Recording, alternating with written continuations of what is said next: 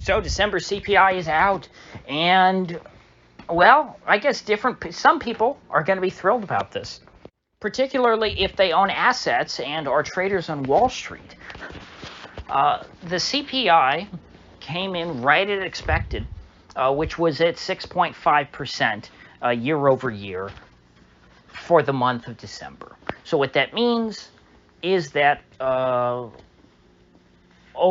December 2021 to December 2022, we had a 6.5% rate of inflation. Now, Wall Street is celebrating and declaring the death of inflation, saying, oh my gosh, inflation is over. Inflation is only 6.5%. Whereas just a couple years ago, inflation was under 2% and had been under 2% for as long as anyone could have remembered. But now all of a sudden 6.5%, well, that's low because, it's not 10%. And so Wall Street is declaring victory. They're pissing on Neil Kashkari's grave, which, I have to say, strange bedfellows. At this moment in time, I find myself in frequent agreement with Neil Kashkari of the Federal Reserve, who has been, at least in his public persona, talking up rate hikes. I don't really understand why, but Kashkari, who has, in recent memory always been a super dove, has turned into an ultra hawk. At least by Fed standards. I mean, he's still super dovish, if you ask me. But what today's CPI print means is that the Fed is done with 50 basis point rate hikes. It's going to be 25 basis point rate hikes. How do I know that? Well, because that's what the prediction markets, and I don't mean like predicted, I mean the actual markets, financial markets that predict these things, that's what they're forecasting. And Powell always does whatever the market is forecasting. So since a 25 basis point rate hike is priced in, that's probably what he's going to do. I would say there's a 99.9% certainty that he's going to do that. And in all honesty, that might be the last rate hike. Now, the Fed has been more hawkish than at any point in my lifetime under Powell these past few months. I'm happy to see that. But I'm always waiting for him to pivot back the other way. Because we know it's coming. Because it happens every time. That's what Wall Street is expecting. That's why the stock market is on fire. Because the bulls do not believe that Powell has the balls to take them down a peg. The S&P is nearing 4,000 once again. Where was the bottom in March 2020? Was it like 2350? Obviously, there's still a massive asset bubble. Obviously, inflation is still quite high. It's higher than it's ever been, other than, the last few months. So sure, inflation is on a downward trend. It's still higher than it should be. In fact, any inflation rate above zero is higher than it should be.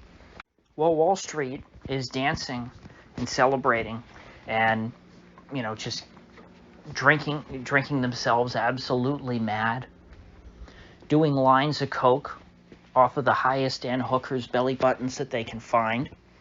The average American is still seeing their costs of living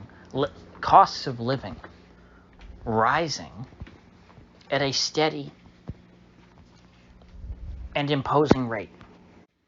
And if the Fed really meant anything that they said about caring about ordinary people, they wouldn't just be trying to stop the rate of increase, the cost of living. They'd be trying to bring the cost of living back down where it was before they ruined all of our lives.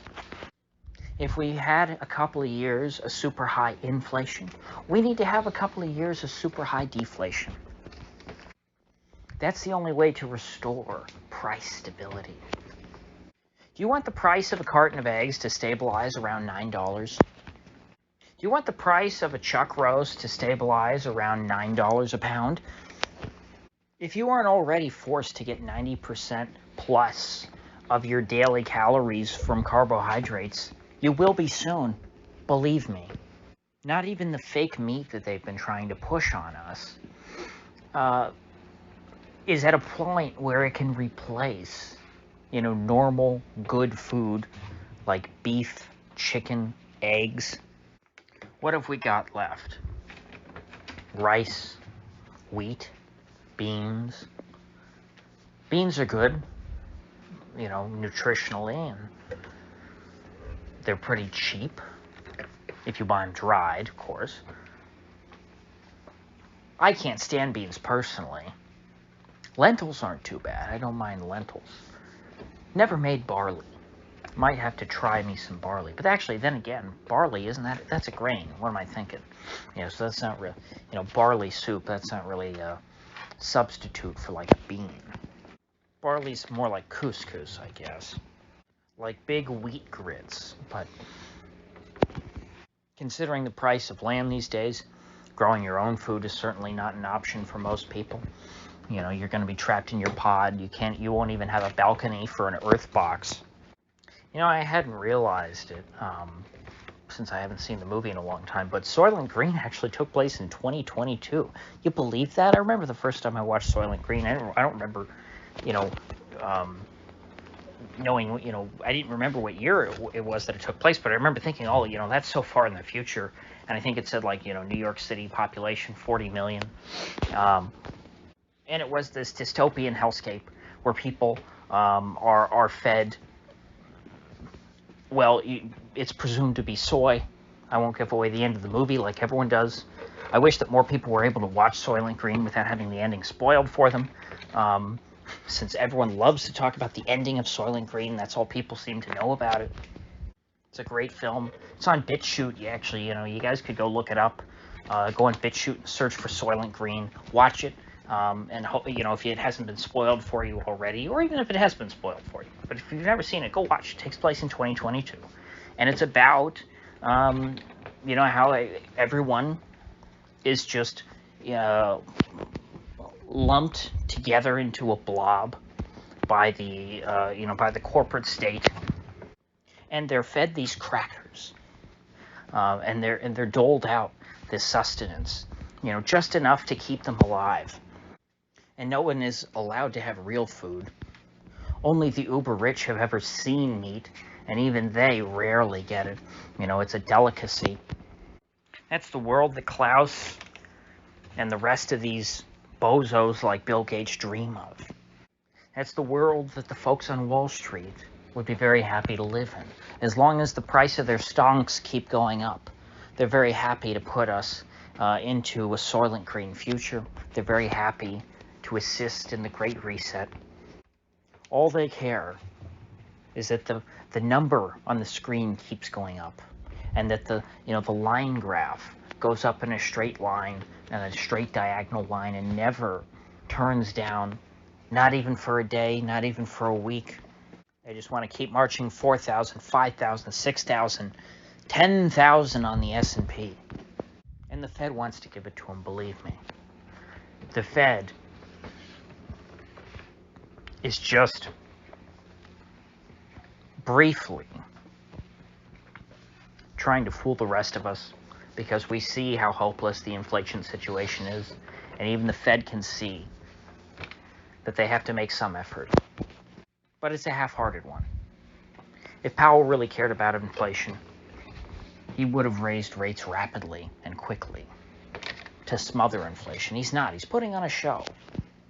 And so the question is, when does the Fed think that they've gotten enough results in order to feel that they no longer need to put up this charade, to where they can credibly point to something and say, well, look, we tried to fight inflation.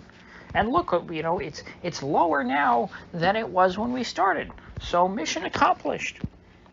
They'll raise their inflation target to 5% or something from 2%.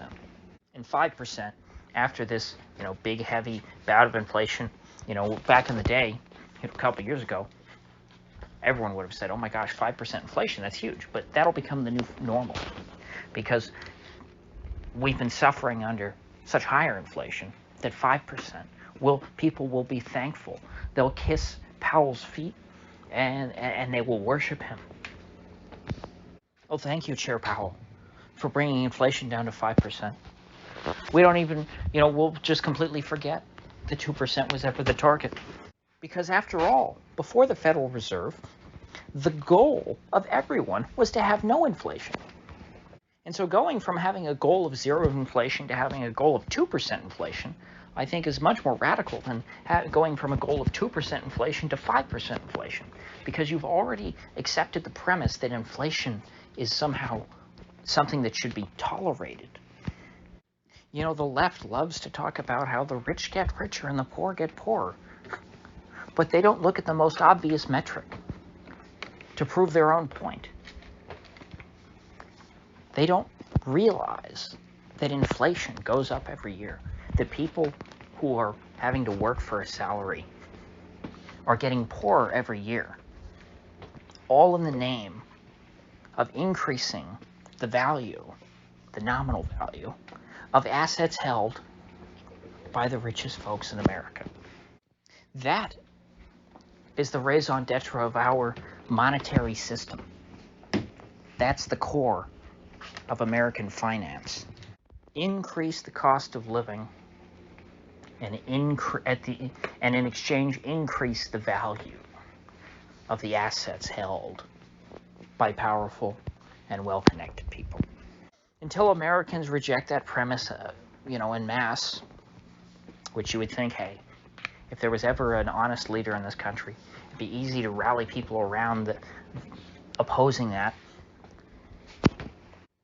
But every one of our leaders is always from the asset holding class. And so why would they want to do something that negatively impacts themselves and everyone who they hobnob with, everyone who they see at the country club?